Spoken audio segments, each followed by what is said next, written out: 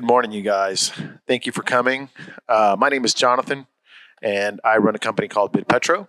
And BitPetro is a company that started in 2014. There we go. It started in 2014 because I had already been mining Bitcoin in 2013, and the group of guys that I was mining Bitcoin with were a bunch of college kids, and they didn't really know what they were doing. And we went through the 2013 bull run, rode that sucker up, and then watched a bunch of our hard-earned Bitcoin poof away with Mt. Gox. And what led out of that was that we... Go ahead. How about now? Better? All right. So what led out of that was one of the partners was looking at other alternative investments that we could do. And one of those investments was real estate. And I said to him, look, I'm a vice president of an oil company. Why don't you just let me buy us some mineral rights and some producing assets? And that way we can translate a cash flowing asset into another cash flowing asset. And so that was kind of the beginning of BitPetro. We took it to the North American Prospect Expo in 2014, and we were essentially going to be a auction house for deals in the oil and gas space that were going to be transactioned in Bitcoin. Spectacular failure, guys. Way too early in 2014 to be trying to do this in oil and gas land. But what came out of it was that I had crossed this intersection between oil and gas and Bitcoin. And so that became the journey of what my company does, which is the intersection of Bitcoin mining and oil and gas and energy in general. My primary tool for doing everything that I do is GIS. GIS stands for Geographic Information Systems. You've been using GIS for a long time. You just didn't call it that. Every time you've used a map on a computer and you've pulled up some data, you've used GIS. So today, what I hope to be doing with you guys is we will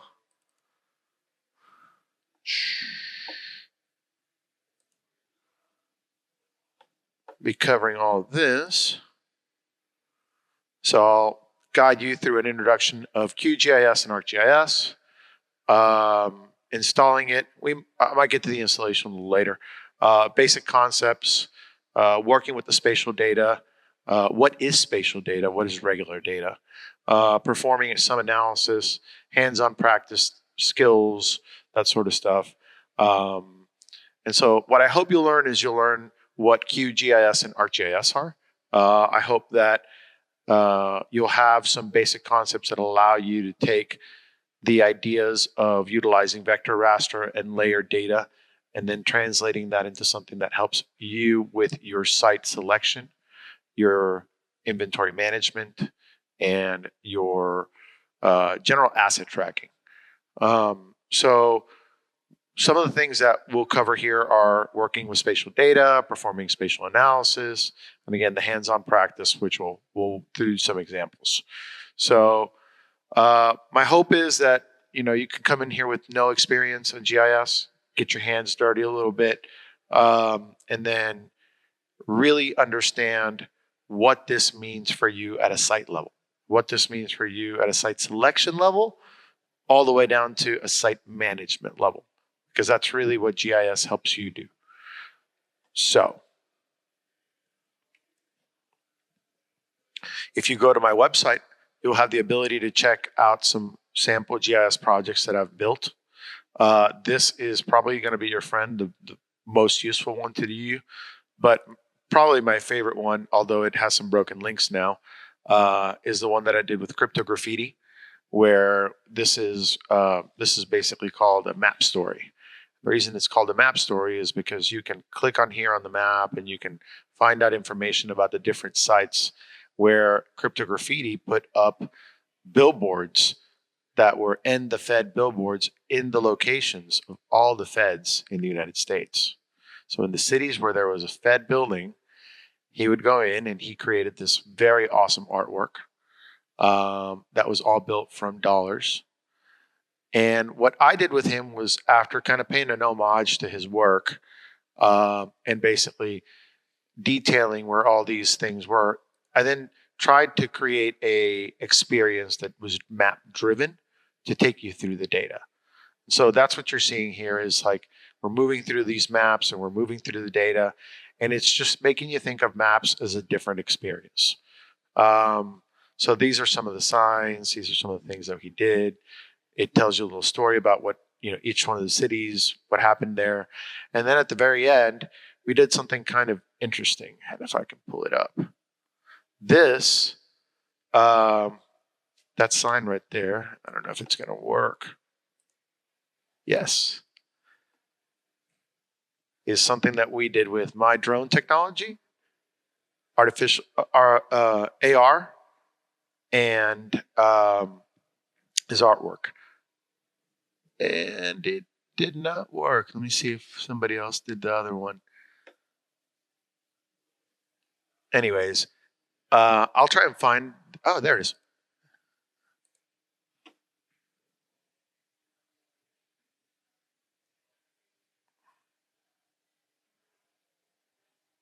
So yeah. So some of the things that you can do with GIS and with mapping in general go way beyond what you think of when you think of cartography and mapping and stuff. You think of old boring map. But in fact, really what we're doing is we're taking things that are predictive analytics, and the predictive analytics that you hear about isn't really what you hear about. Predictive analytics really means statistics. That's it. Pretty word, simple concept. The only difference is that we are applying that idea spatially. So we're taking the concepts that would normally be approached to geology and geophysics and stuff like that, and we apply in weather models, because this actual math actually comes from weather modeling. And you end up basically trying to create a line graph that matches all the best points, doing that all over the place. That gives you a heat map. With that heat map, you're now able to take data that was living in an Excel sheet, and now it talks to you. Now, you don't need to be a geologist and a geophysicist for me to go like this and for you to see the oil and the gas window of the Eagleford. You're no longer needing decades of being able to pile through data in tabular format to be able to understand and get synthesis from that data.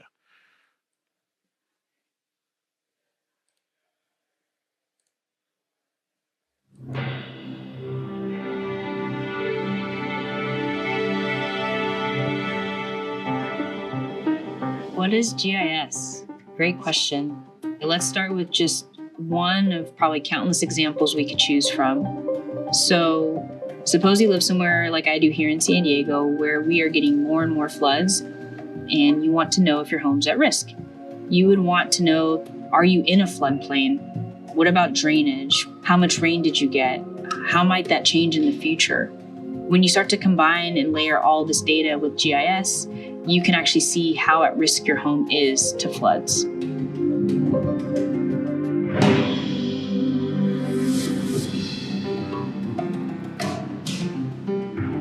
It's very often said that data is the new oil, and GIS is a confluence of all of the different data sources that we have now, whether it's from the sky or from the ground or from mobile devices. Anytime it matters spatially how two things are related, and that's just about everything in this world, you need GIS.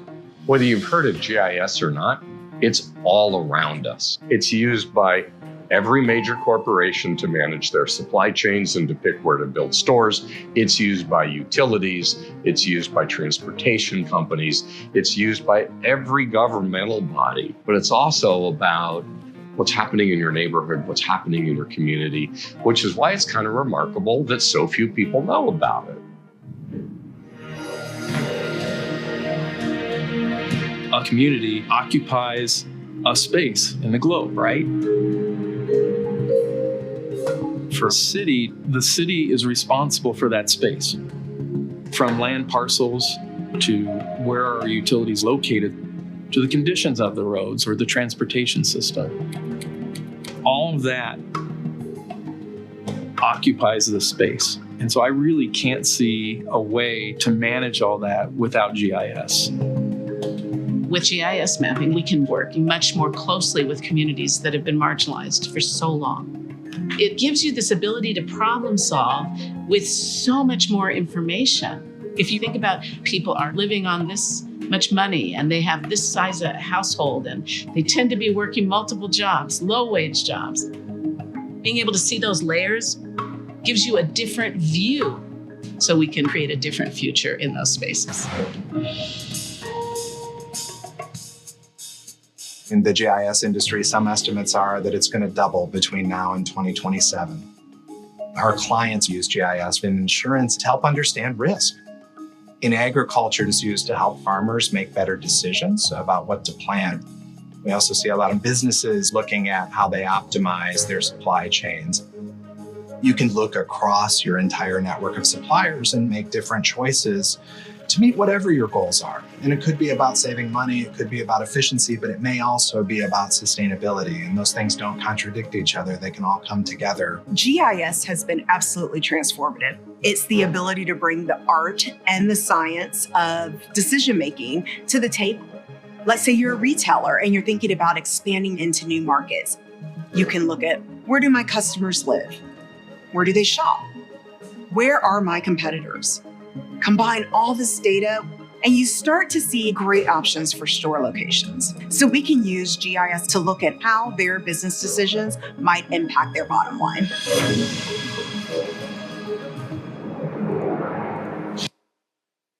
So, now that I've taken you through a little bit of what GIS is, let's go through how I use it, and basically some introduction into the material. This is your traditional ArcGIS platform. This is called ArcGIS Pro. Basically, has a nice little interface. You create a map. You can get information about your map, save the projects. There's different types of maps. There's 3D maps. There's scenes, and then there's actual just single 2D maps. At every point, what you're really seeing is this table down here, right? Represented by geometric shapes on this space over here, which is the map space. So in data, typically we have two sorts of data. Line point data, that's going to be your vector data. And then you have your raster data, right? So your pictures, imagery, that sort of stuff. And what we like to say is that raster is faster, but vector is corrector, because that the truth is raster is a simplification of the data on the ground. Raster, by definition, is a Gaussian diffusion of that data, because what I'm trying to say is I grabbed a point there and I grabbed a point here, but I really can't focus in enough to know that those are 2 points. I can only see that as 1 point. And so I'm going to see the average of those 2 points. And that's really the truth about pretty much every image that you take. Now, when we take that down to data from the perspective of, like, let's use it not as a picture, but as a source of information, then the reason we say raster is faster, because at the point of loading the data, hosting the data, and actually manipulating the data, raster is actually significantly faster. You have to load a lot less data. It lets you get to things like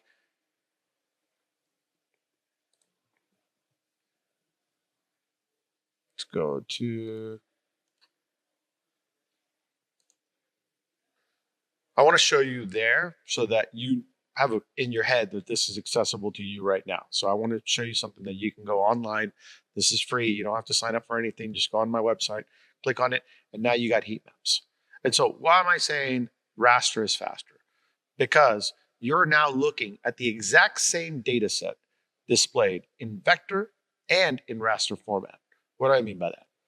The vector data is displayed by these little symbols, and the little symbols are then graduated by the size of the little symbol.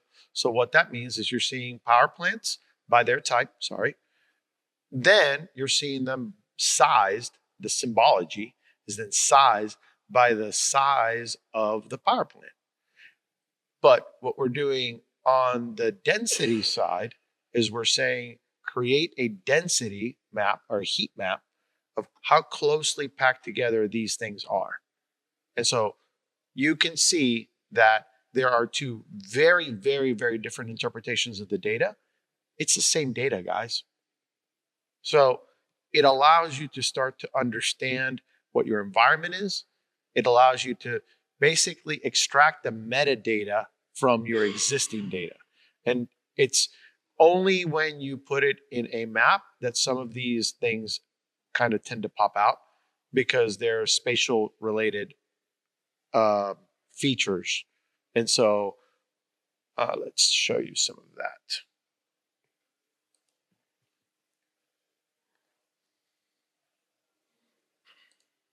So clustering would be one, right? Like being able to understand how clusters of different things are being determined allowed me in 2014 to find a formation that had been very, very, very well developed. And in finding that formation, I found a field that today is being exploited. It's called the Buddha field. Buddha field is basically kind of the source rock for the Eagleford Shale. And it's very confusing because it's producing far, far, far more than it should. But by looking at the data and looking at the relationships back in 2014, before anybody was really drilling into it for production, they were just drilling through it. I was able to determine it. And that is what I'm trying to explain to you guys is available to you really at every point of what you're managing, so long as you're able to put it in a map and so long as you're able to ask the right questions.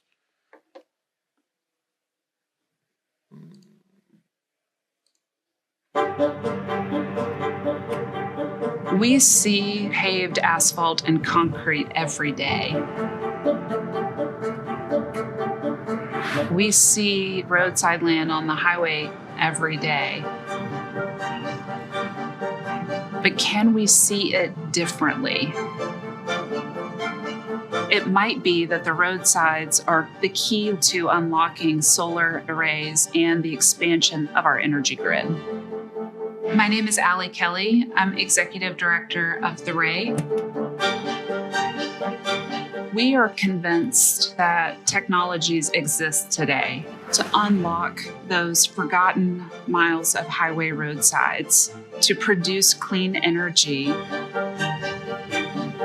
In the final chapter, transportation may in fact save the world.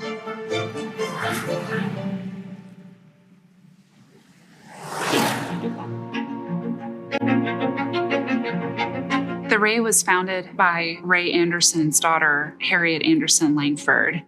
In 2015, Georgia dedicated an 18-mile stretch of Interstate 85 to Ray C. Anderson. My father was known as the greatest industrialist of the century. There's nothing that is sustainable about this highway. And I knew that I couldn't leave it like that. In 2016, we sought approval to pilot right-of-way solar on the highway. It has become a platform for proving and promoting infrastructure projects geared to net zero in transportation. And mapping in GIS is a really important component. We have so many available land in south to west of the US, right? Using GIS technology, we identify which area are suitable for solar panel development. Looks like that area has so much land available for solar. With GIS, we take into account slope because we don't want to be building solar arrays on roadsides that are too steep. Certainly tree cover and surface characteristics. Also solar radiation and the orientation of the right-of-way.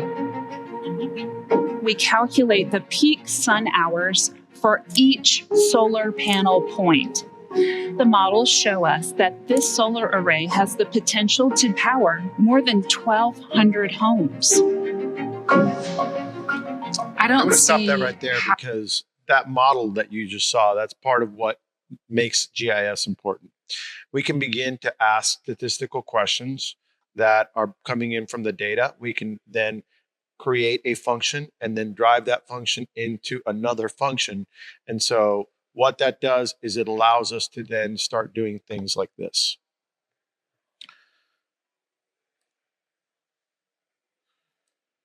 Here is the state of Texas. And what you're looking at there is substations that have been ranked by a suitability modeling tool that's very similar to what you saw them using for solar. And of course, I'm dumbing this a lot down. You guys are getting some stuff that is sensitive data, so I'm not going to show you the actual models, and I'm not going to show you some of the actually how I'm putting this together, but I'm going to show you the results. So the results are these circles that you get around the substation. And as I keep zooming in, you can see that in the substation, I can actually see all of the transformers. And if I click on the transformer, you can see that I can get information about that transformer. Let's see, that's a switch. And there's my voltages. So across GIS, that's really the key, is that we have an attribute, we have a geographic shape around it, whether it be a point, a line, a polygon, and then we're able to do data analysis inside and outside of that polygon. So I'm able to say things like, all right, show me inside of these polygons all of the structures. Come up here and go to structures. And show me all of the structures that are around here, and if they are go to Texas structures. Here we go. Residential, commercial, government, education, and so forth. And if they're in here, let's filter those out, right? So number one, we start filtering information by what's inside or outside. Number two, we're able to take information such as the distance of this substation from the closest power plant to it, the distance of this substation to the closest population density, the distance of this substation to supermarkets, 20-minute supermarket drive, right? Like, you people got to work. They got to eat. But it then allows us to take all of those things and say, here's the buffer. Here is the distance from your site to the Mexican border. Here's the distance to the coastline. Here's the distance to the urban location. Here's the primary source of power for that location. Here's the nearest megawatts for that specific power plant. And then how close is that individual power plant to that substation? And then using all of those things, we can derive suitability scores. And we don't just derive one suitability score, we can derive many, so that then we can score this stuff and start to create visible ranking that you can see. Not only am I throwing up here the suitability by just the color, but I can come in here and say, hey, I want to see suitability by color, but I also want to see size. So I want you to take the substation data and pass it to the parcels. So these little parcels, these tracks that are behind it, I want you to pass it to it. Then I want you to let's turn everything off.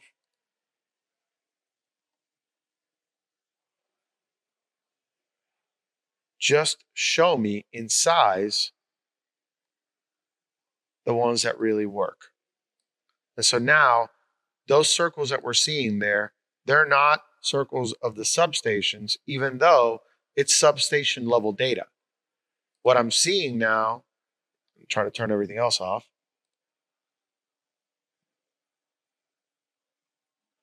By the way, this is the Achilles heel of ArcGIS is how much data you end up loading on this side because you want to leave it all there. And that's not your friend. But that's just as you start getting into your analysis, you really don't want to.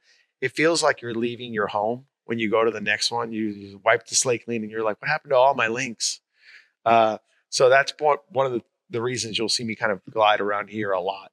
But as you can see, then I can come in here and zoom into, let's see what's in here. Okay.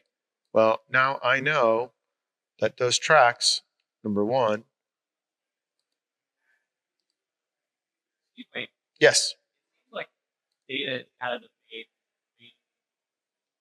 necessity, right? Having data and run these, where data. So that's what I do.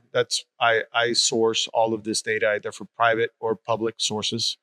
So that's a great question. Some of this data is publicly available. So for example, if you go to the EIA website,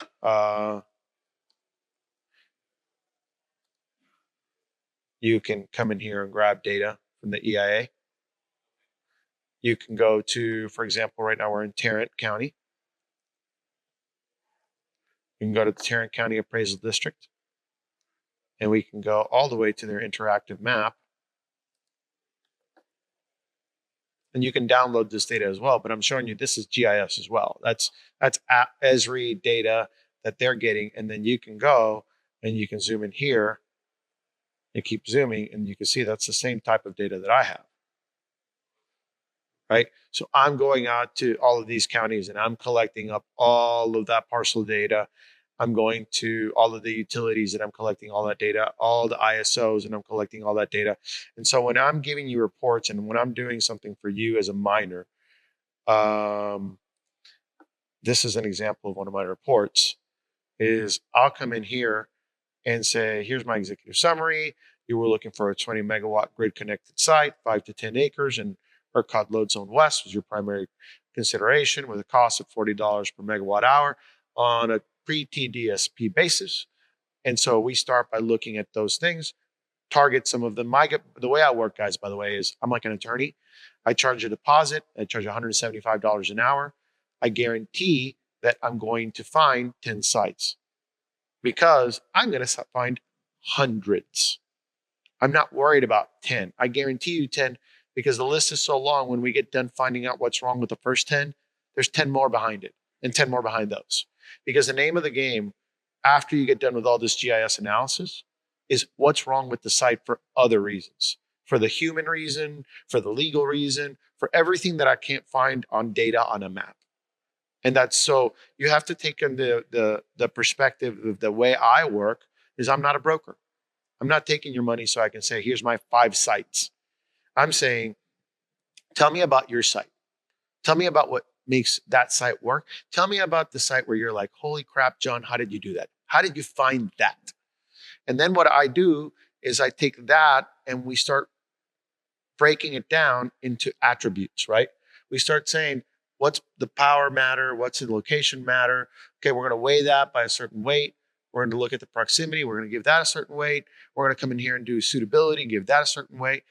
And then this becomes not something that is, subjective, but both subjective and objective. I can really come in here and tell you, I can confidently know that this is within your Goldilocks zone. I like to call it your orange brick road. And as long as you're in your orange brick road and you have the capacity to say, John, go get it. And that's part of the problem is John, go get it could be you telling me, here's a check, go get it. Or it could be me talking to attorneys because we're talking to a trust.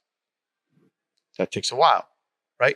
It depends on what you're looking for. Each miner is going to have something that's completely different. And so it's funny that everybody is worried about like me sharing all this information with one of my clients to another. You guys are all looking at completely different ends of the spectrum. Even if you think you both are the exact same, you're not. You live in different parts of the world. And for you, it's cheaper and better for you to drive 5 minutes than for him 30. So that alone makes a difference.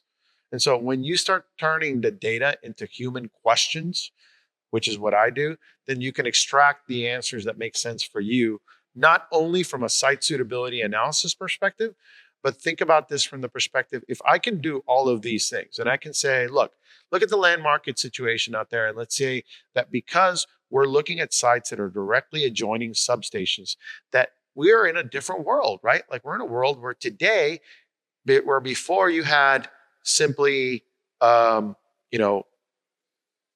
just your substation.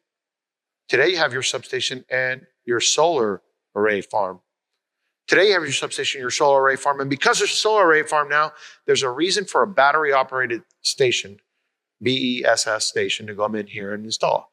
So now that landowner, just like the first time Bitcoin mining came around and every single landowner in Pacific Northwest got called up and wanted cheap power, now every single substation, land track adjoining a substation, is being called by a battery operating company saying, can I buy your land? Price went up. So understanding your market, understanding that what we need to do now is shift, because you as a small miner might not want to be adjoining the substation anymore. It might be better for you to get 1,000 feet away where you can still get primary, but you're not adjoining. Okay? So it's a harder needle, bigger haystack.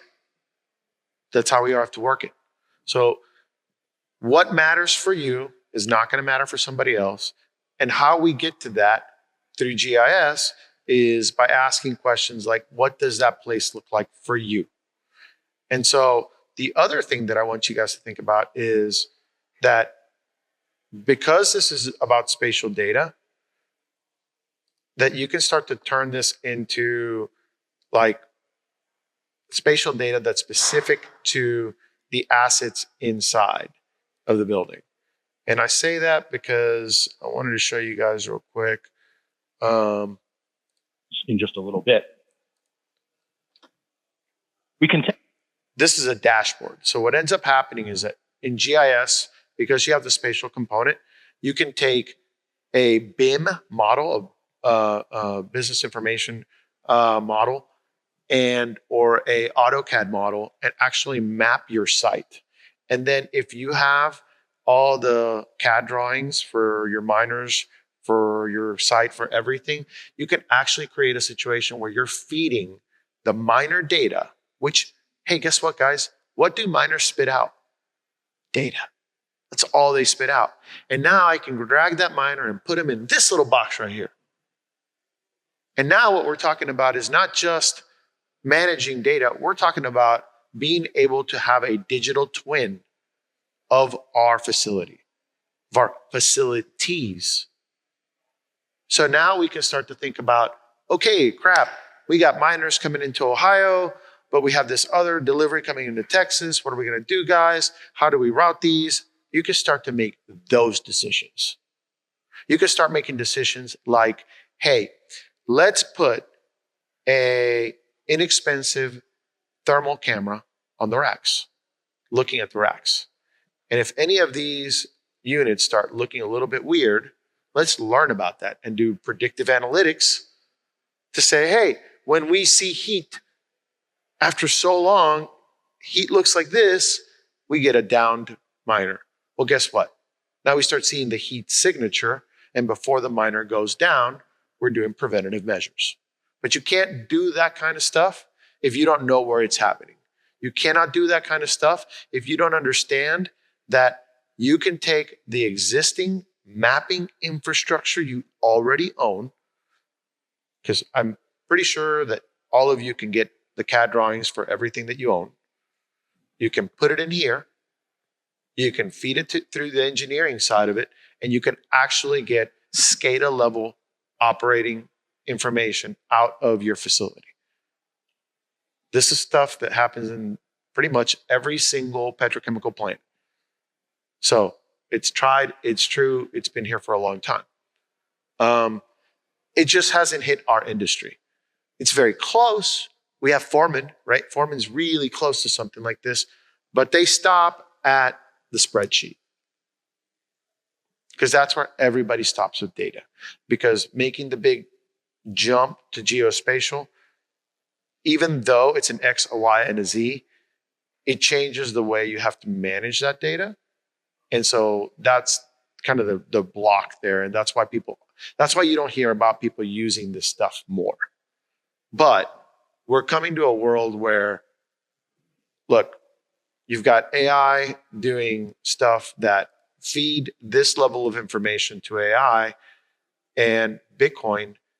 And this is something that I've been working on that I hope I can actually bring to the table. BL, or Meter by Lightning, is a system for settling oil and gas transactions via the Bitcoin Lightning Network.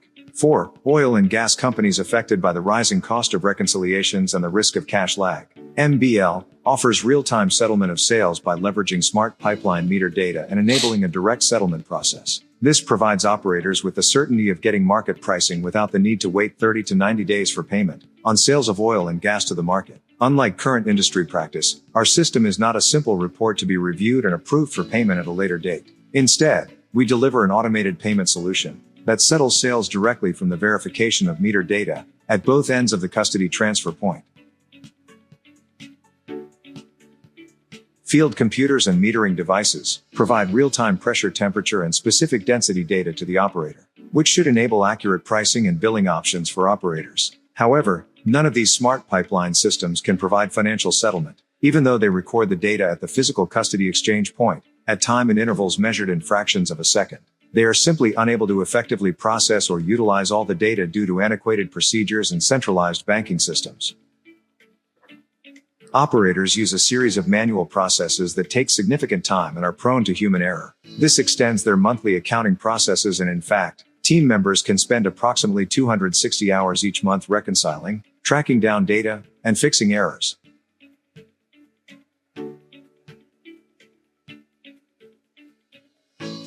This can result in lost productivity, increased safety risks, and lower profitability.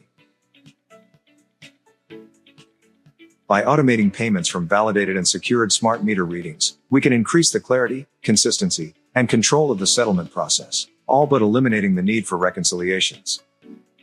This helps drive results, avoid downtime, and maximize productivity and profitability. Today, a significant disconnect exists between when and how hydrocarbons flow, compared to when and how payments for delivered products are settled.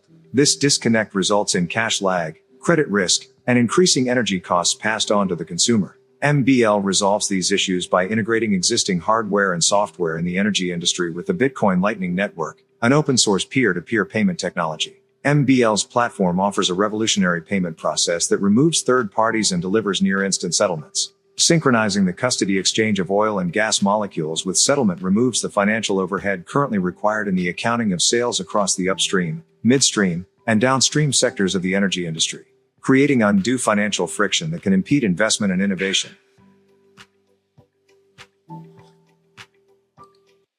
So now you've seen how this is applied, what it can do, and hopefully a little bit better understanding of where it might fit into your business workflow.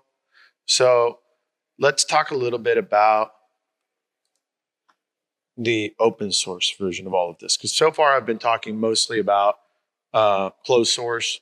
ArcGIS is a closed source platform, but I would be remiss as a Bitcoiner if I did not talk about open source. So QGIS is that platform. It is available for Linux, Windows, and Mac. And you can come in here and download it. It does a lot of the same stuff that Arc does. Pretty much everything that Arc does. It just doesn't look as pretty. It does have a fantastic community. And in the community, there are a lot of resources. In the resources, there is data. So part of why I'm telling you this is because it's important to always search for data. GIS is really centered around data, so that's where you should start. But yeah, at the end of the day, you download it, you run it. Let's see, Downloads, it was there somewhere anyways. I'm not going to put you through the install process. Come on, Q. Ooh, my computer's not liking it.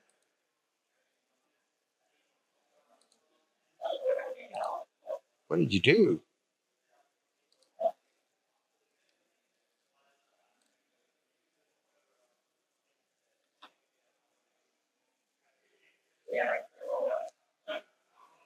That's new. All right.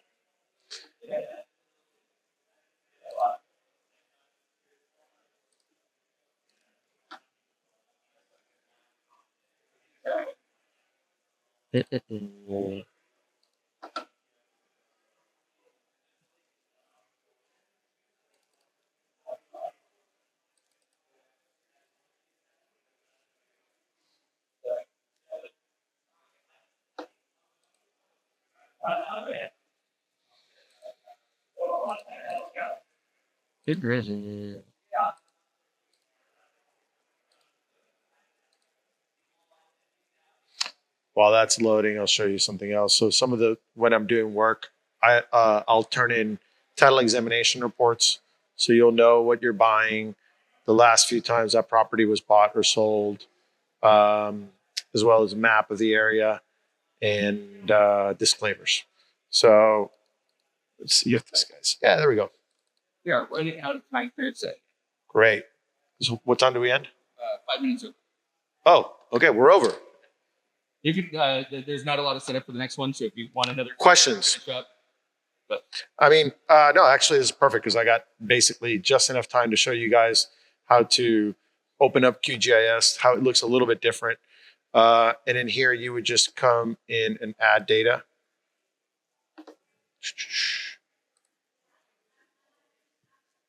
Project, create a new project, and then you'd add the data. If you guys want to stay and ask me questions, it'd be great. But thank you for your time. Thank you for attending, and I hope you got something out of it.